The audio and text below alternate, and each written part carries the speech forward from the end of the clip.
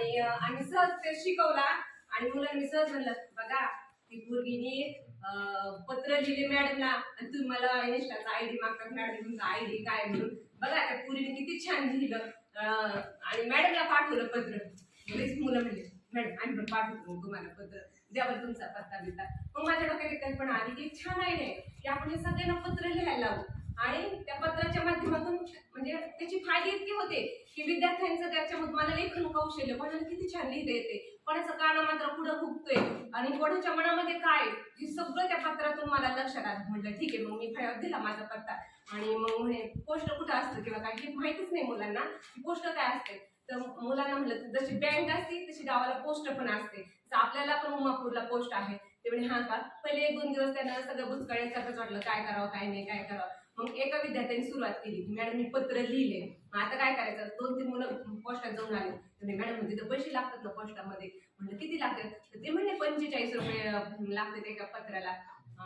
चकलांब्याचे postman बरेचसे ओळखीचे आहेत माझे बरेच पार्सल येत असतात त्याच्यामुळे माझा नंबर त्यांना आहे. मी त्यांना कॉल केला म्हटलं का तुम्ही एका पत्राचे 45 रुपये घेता माझ्या वर्गामध्ये आता जवळजवळ 42 लेकर आहेत म्हणलं 42 लेकरांचे किती पैसे झाले म्हणलं तुम्हाला हे योग्य आहे का.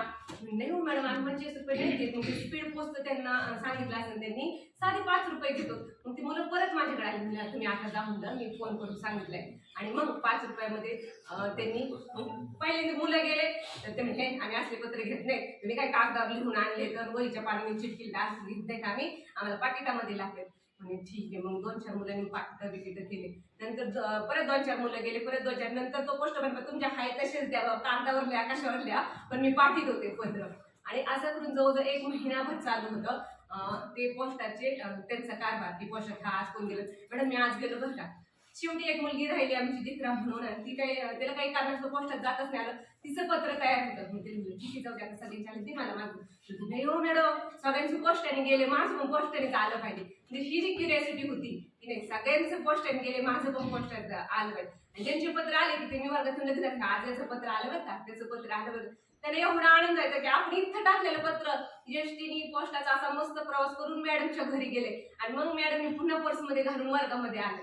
म्हणजे त्यांच्यासाठी फार नवीन होते ह्या गोष्टी की पोस्टामध्ये जाणं पत्र आणि पुन्हा येणं. आणि मग दररोज मुलांचं पत्र मी आज मुलांचे पत्र वाचून दाखवलेले आहेत मी स्वतःच वाचलेले काही काही तुम्ही माझी कालची पोस्ट वाचा मी सगळे त्याच्यामध्ये भावना लिहिलेल्या आहेत. पोस्ट खूप मोठी आहे बऱ्याच जणांचं कंटाईन वाचायला पण नक्की वाचा तुम्हाला जेव्हा वेळ मिळेल तेव्हा वाचा. ते पत्र वाचताना काही काही पत्र वाचताना खूप हसायला आलं आणि काही काही पत्रांनी अगदी डोळे सुद्धा ओले झाले. त्यातले 1-2 पत्राचं मी सांगते की एक मुलगी म्हणे मॅडम म्हणजे आपली चुका सुद्धा त्यांनी सांगितल्या.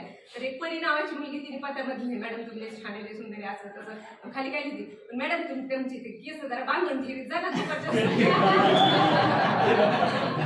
दुपारच्या सुट्टीमध्ये कसे वरती येतात फोटो बिटो घाले तरी असे वरती दिसते जरा बांधून बिंधून ठेवी जा तुमचे केस हे चित्र दिसतं की सुट्टीमध्ये.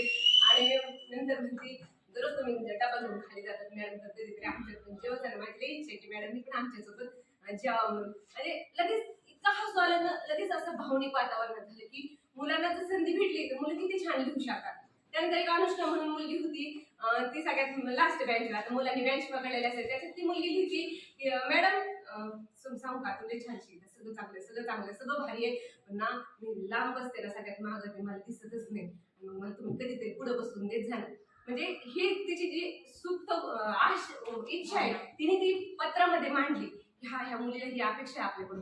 आपल्याला फार अपेक्षा असतात विद्यार्थ्याकडून की आणि असं करावं त्यांनी हे वाचावा त्यांनी एवढं लिहून आणावं आणि विद्यार्थ्यांच्या पण खूप अपेक्षा आहेत आपल्याकडून. त्यांना पण वाटतं मॅडमने असं करावं मॅडमने तसं करावं.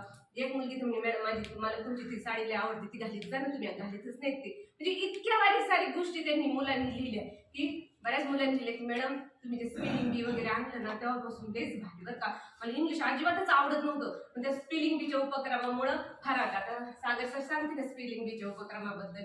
आणि ते केल्यामुळे बक्षीस पण मिळायला लागलं मुलांना आणि वर्गामध्ये ते बक्षीस पण हे करायला लागलं. आणि मी काल सहज पोस्ट टाकली म्हटलं मी आतापर्यंत जेवढे उपक्रम केले त्याच्यातला माझ्यात आवडीचा सगळ्यात आवडीचा आणि सगळ्यात इम्प्रेसिव्ह मला स्वतःला वाटलेला उपक्रम जो होता ती याच्या दुनियामध्ये 40 पत्र माझ्या घरी येऊन झाले. अक्षरशः दोन्ही पोस्ट मनवाल्याने मला फोन केला आणि म्हणे आमच्या कारकिर्दीमधला हा पहिला उपक्रम आहे की एवढे 40 मुलांचे पत्र एकाच घरी घेऊन दिले आम्ही की आता पण असं. आणि त्यांना कौतुक वाटलं की असं काही काहीतरी केलं पाहिजे शिक्षणामध्ये की जेणेकरून मुलांना याची म्हणजे सवय लागेल. आणि ह्या सगळ्या ज्या गोष्टी येतात, पोस्ट काय असते हे काय, आणि आपण जरी म्हणतो यायच्या जमान्यात तरी सुद्धा पोस्ट ऑफिसवर खूप लोड आहे, खूप टपालांचे काम आहेत त्यांना. असं काही कुठलं काम कमी झालेलं आहे वगैरे असं काहीच नाही. आणि हा उपक्रम माझा आणखीन एक उद्देश होता की मुलांना पत्र कसं लिहायचं, प्रिय नाव कोणाला टाकायचं, महिना कसा लिहायचा, ह्या सगळ्या गोष्टी. बऱ्याचशा शुद्ध लेखनाच्या चुका सुद्धा विद्यार्थ्यांच्या लक्षात आल्या की हा ही मुलगी तर फार हुशार आहे पण हिला लिहिता येत नाही. पण मला वाचता आलं पण काना मात्रा वेलांटी खूप चुका होत्या. काही काही मुलांनी इंग्लिशमध्ये पण पत्र लिहिले, फार छान लिहिले आणि फारच मस्त लिहिले. इंग्लिशमध्ये सुद्धा लिहिले, सोपे सोपे वाक्य लिहिले पण इंग्लिशमध्ये पण लिहिण्याचा प्रयत्न केला. ह्या उपक्रमामध्ये अनेक पालक सुद्धा सहभाग होते. मॅडम तुम्ही काय उपक्रम दिलाय, हे पोरं नुसते घाटच घालायला लागत. एक पोरगी तुम्ही मॅडम पत्रात लिहिलं तिने, मॅडम माझे वडील मला दाखवतच नव्हते पोस्ट कुठे कुठे. मी एक दिवस ना असे लोणच घ्यायला लागले फर्स्ट, म्हणजे मला जायचंच नाही शाळेत. मग माझ्या वडिलांनी ते सगळं काम सोडलं, मला गाडीवर बसवलं, मला पोस्टात नेलं आणि तिथं जाऊन ते पोस्टर मी टाकलं. आणि मग पोस्टर रोज मुलांचं, मॅडम तिचं पत्र आलं, माझं नाही आलं का, मॅडम माझं आलं का, माझं नाही आलं का. आणि हे सगळे पत्र माझ्याकडे आहेत, माझ्या हातात सध्या गाडीमध्ये येतं. ज्यांना कधी पाहिजे असेल तर त्यांनी पण पाहू शकता. आणि त्याचा मला फार उपयोगी, आता विद्यार्थी कसा आहे हे ओळखण्यासाठी जास्त उपयोगी. हा विद्यार्थी काय, याला माझ्याकडून काय अपेक्षा आहे, आणि ते सगळ्यांच्या अपेक्षा मी नक्की पूर्ण करणार. आणि आता त्यांची एक अपेक्षा मॅडम, आता आम्ही कसं तुम्हाला पत्र लिहिलं, आता तुम्ही आमचा पत्ता आहे त्याच्यावर, आता तुम्ही सगळ्यांना आम्हाला एकेकाला पत्र पाठवा. म्हणजे आम्ही तुम्हाला पाठवलं तर तुम्ही पण रिप्लाय करा ना त्याचा की तुम्ही त्या पत्राचा काहीतरी. ठीक आहे, आता 40-42 जणांना पत्र लिहायचे म्हणजे मला टाइम लागेल, पण मी नक्की तुम्हाला सुद्धा पत्र पाठवेन. अशा प्रकारे हा माझा पत्राचा प्रवास.